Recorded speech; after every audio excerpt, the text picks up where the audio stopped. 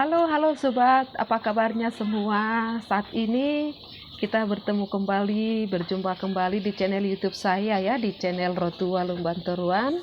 Saya berharap semua sobatku, saudara-saudaraku, semua dalam keadaan sehat di bulan Februari. Welcome to lovely Februari, bulan yang penuh dengan kasih ya. Kali ini kita akan membahas tentang apa yang membuat Tuhan kita itu tersenyum kepada kita. Ya. Senyuman Allah atau senyuman Tuhan itu adalah tujuan hidup kita. Amin. Menyenangkan Allah adalah tugas terpenting, sehingga kita akan menemukan dan belajar mencari cara menemukan untuk melakukannya. Artinya di situ bagaimana kita caranya melakukan supaya Tuhan itu tetap tersenyum kepada kita. Alkitab memberikan satu teladan kepada kita, yaitu salah satunya Nabi Nuh. Nabi yang sangat dikasihi Tuhan, nabi yang sangat menyenangkan hati Tuhan. Pada waktu zaman Nabi Nuh, sebetulnya Tuhan sudah murka kepada manusia, saudara. Kenapa? Karena manusia hanya memikirkan, mementingkan keinginan dagingnya atau kepentingan pribadinya secara manusia. Dia kurang memperhatikan bagaimana cara menyenangkan hati Tuhan. Sehingga pada waktu itu Tuhan murka dan menyesal. Ya. Tetapi ada satu pribadi yang Tuhan temukan, yaitu Nabi Nuh, yang sangat menyenangkan hati Tuhan, yang mengembalikan hati Tuhan, yang membuat Tuhan lagi ingin membangun sebuah keluarga, sehingga saudara dan saya ada hidup pada saat ini. Ya, tahukah saudara bahwa ada beberapa hal yang membuat Tuhan tersenyum kepada kita atau kepada umatnya? Ya. Yang pertama adalah Allah tersenyum bila kita mengasihi Dia di atas segalanya. Artinya di situ kita mengasihi Tuhan di atas segalanya, membuat Tuhan itu adalah yang terutama, yang nomor satu dalam kehidupan kita. Apa yang Anda miliki pada saat ini? Mungkin keluarga, suami, istri, anak, harta, pekerjaan, jabatan, karir, dan sebagainya. Ya. Tetapi di atas semuanya itu kita akan tetap mengasihi dan akan lebih mengasihi Tuhan. Itu salah satunya yang membuat Tuhan tersenyum kepada kita atau kepada umatnya. Ya. Yang kedua, Allah tersenyum bila kita mempercayai Dia sepenuhnya. Ya. Kita boleh percaya kepada manusia, kita boleh percaya kepada apa yang dikatakan oleh orang-orang yang mungkin berpengalaman atau sudah senior, atau orang-orang yang intelek, atau orang-orang yang jenius, ya. Tetapi kita harus lebih percaya kepada Tuhan. Kita harus mempercayai Tuhan itu dengan sepenuh hati kita, ya. Seperti Nabi Nuh, ya. Sebetulnya pada waktu Tuhan memberikan satu perintah kepada Nabi Nuh, ya, mungkin ada 3 hal masalah yang bisa menyebabkan Nabi Nuh itu merasa bimbang. Ya, yang pertama, Nuh tidak pernah melihat hujan. Ya, pada waktu itu ya, waktu Tuhan menyuruh Nabi Nuh untuk membuat satu bahtera, tapi pada waktu itu kan, pada zaman Nabi Nuh itu tidak ada hujan. Karena sebelum air bah, Allah mengairi bumi dari dasar bumi. Yang kedua, Nuh hidup ratusan mil dari samudra terdekat. Ya, meskipun dia bisa belajar membangun bahtera, bagaimana dia bisa membawanya ke air? Ya, waktu Tuhan menyuruh Nabi Nuh untuk membangun satu bahtera, ya, mungkin Nabi Nuh bisa melakukannya, tetapi bagaimana caranya? Ya, bagaimana caranya dia membawa bahtera itu kalau sudah siap atau sudah selesai pakai air. Dan yang ketiga, ada masalah dalam mengumpulkan seluruh binatang dan kemudian memeliharanya. Sesuatu yang tidak gampang ya.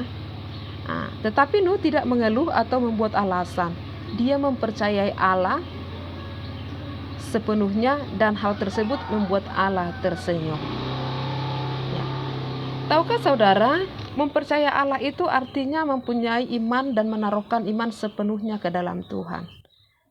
Bahwa Dia tahu apa yang terbaik bagi kehidupan kita. Jadi kita mengimani, ya, mempercayai Tuhan itu sanggup bahwa Dia akan melakukan yang terbaik dalam kehidupan kita.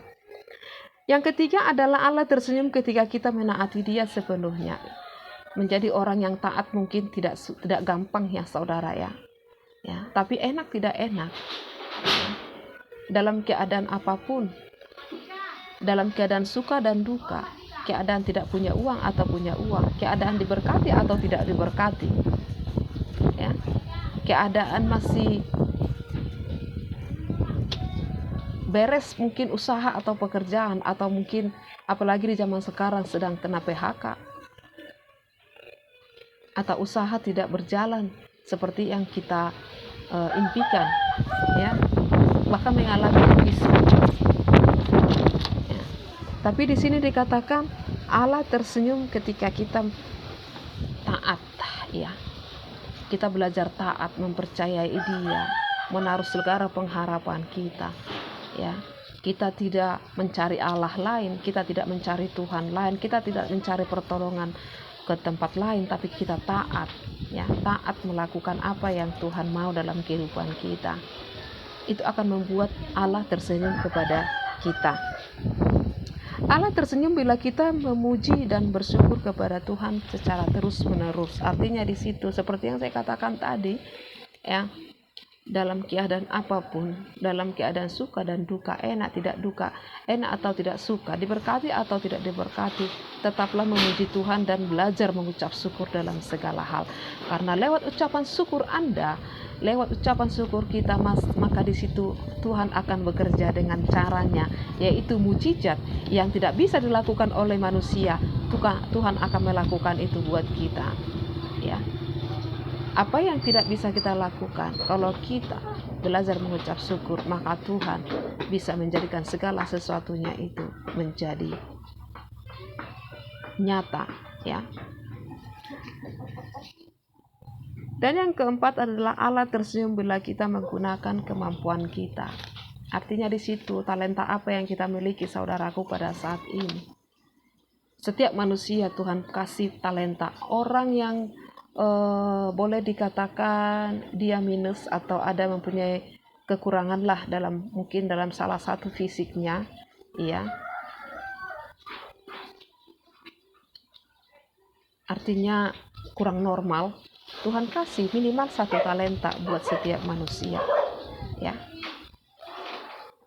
Tuhan sangat suka dan tersenyum melihat umatnya kalau kita itu mampu melakukan apa yang bisa kita lakukan, mau. Jadi artinya di situ tidak bermalas-malasan, ya. Kita bisa mengelola apa yang Tuhan talentakan, apa yang Tuhan berikan kepada kita, apa yang Tuhan berkatkan kepada kita. Itu akan membuat Tuhan tersenyum kepada kita, ya.